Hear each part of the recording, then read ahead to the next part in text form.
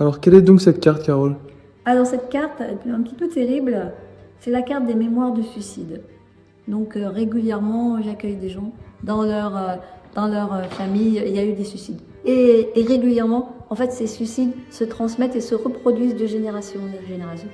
Parce que ça n'a pas été, on va dire, guéri, soigné déjà, guéri. Hein. Avant, il n'y a pas si longtemps que ça, en fait, les suicidés, on le faisait... Il y a longtemps, on ne pouvait même pas les enterrer dans le cimetière, ils devaient être enterrés dans le cimetière. Après, bon, ok, dans le cimetière, mais pas de cérémonie.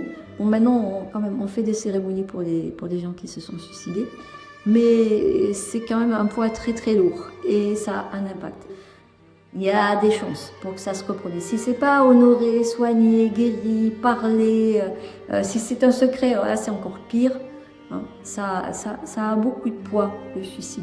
C'est comme un lourd destin, la personne a un lourd destin, et ce lourd destin, c'est comme si inconsciemment il entraîne les descendants avec lui, et ça va se reproduire.